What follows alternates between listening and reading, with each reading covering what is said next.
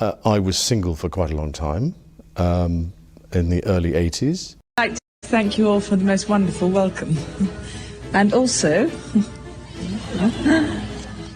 After years of staying quiet, Prince Andrew's ex-wife, Sarah Ferguson, has just dropped a bombshell. Whispers of hidden secrets and shocking revelations are spreading fast. Is she exposing long-buried royal truths? The speculation is wild, and you won't believe what she's finally admitting. Let's dive into this royal shocker. Sarah Ferguson and Prince Andrew's love story had all the makings of a royal fairy tale. But what happened behind closed doors was far from perfect. Their journey started long before the world knew their names. Sarah was only 12 years old when she first met Andrew, and even then she had a fleeting thought, I'm going to marry him. Years later, fate stepped in. It was Princess Diana who reintroduced them in 1985, inviting Sarah to the royal ascot. Sparks flew instantly, and within just 6 months, Andrew proposed. The world watched in awe as their whirlwind romance unfolded, painting a picture of perfect love.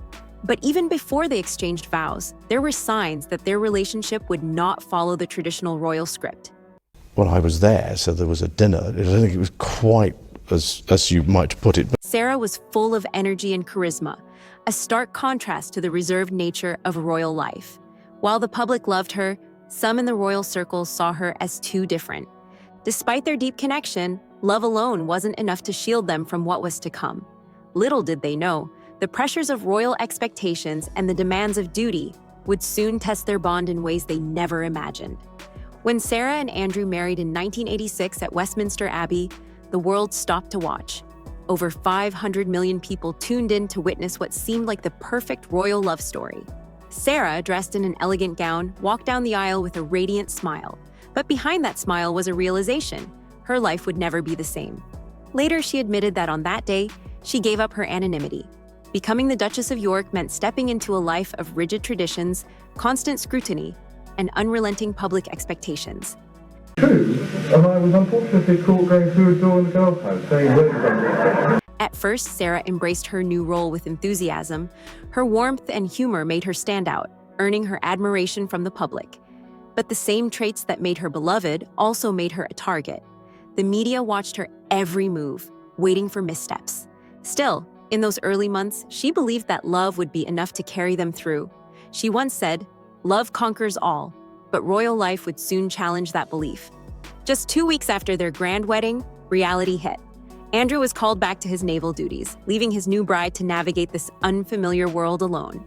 Adjusting to life as a royal was already difficult, but for Sarah, the real challenge was Andrew's absence. His naval career required constant travel, and soon their fairy tale marriage became a long-distance relationship. Sarah later revealed a shocking detail. They only spent about 40 days together per year during their marriage. The rest of the time, she was left to manage the pressures of royal life on her own. Don't try and trick me now, because I'm not going to play this game. Delete that bit. John, can you just delete it, please, there? While she understood his commitment to duty, the isolation was undeniable. She once confessed, "I knew he had obligations, but I couldn't help feeling abandoned at times." The loneliness was overwhelming. Unlike other royal wives who had time to adjust, Sarah was thrust into the spotlight almost immediately. And with Andrew away, she had no one to lean on. At first, she tried to make the best of it, focusing on her royal duties, engaging with charities, and maintaining a brave face for the cameras. But behind the scenes, the cracks in their marriage were beginning to show. Would they find a way to bridge the growing distance, or was their relationship doomed from the start? Sarah's challenges only deepened when she became pregnant with their first child, Princess Beatrice. While most expectant mothers rely on the presence and support of their partners, Sarah had to go through much of it alone. Saw Tom's work. Tom's been there for 10 years. He was the last, Street Child was the last. Andrew's naval commitments kept him away for most of her pregnancy, and even when he was home, his stays were short-lived. Just 10 days after Beatrice was born, he left again. Sarah later admitted that this period was one of the hardest in her life. She felt alone, struggling to balance motherhood with the expectations of being a royal. And when she expressed her emotions, she was met with indifference. She revealed that when she voiced her feelings of isolation to palace staff, she was simply told to get a grip. The lack of support made her question everything. Could she continue this life under constant scrutiny with little emotional support? As she navigated motherhood largely on her own, the realization set in. This was not the life she had imagined when she married Andrew, and despite her efforts to make things work, the distance between them only grew wider. By 1992, the distance between Sarah and Andrew was no longer just emotional. It had become a glaring reality. Their marriage, once filled with warmth and laughter, had become strained under the weight of royal duties. You kept, interestingly, apologising for interviewing me, which I find fascinating. Public scrutiny, and long separations. But while their struggles had remained largely private, everything changed when a scandal erupted that would alter Sarah's life forever. It all started when shocking images surfaced in the media, exposing a moment that sent the British press into a frenzy. The photographs, taken during a private holiday, captured Sarah in a setting that immediately sparked controversy. Almost overnight, the Duchess of York went from a struggling royal to the center of one of the biggest media storms of the decade. The British tabloids wasted no time, splashing the images across front pages with sensational headlines. Critics called her reckless, while royal insiders were reportedly furious. For Sarah, it was more than just a public embarrassment. It was the final confirmation that she no longer belonged within the royal fold. At 63 years old, suddenly owned that it's not a bad thing to speak. Prince Andrew, who was away on naval duties when the story broke, was suddenly thrown into the middle of the controversy.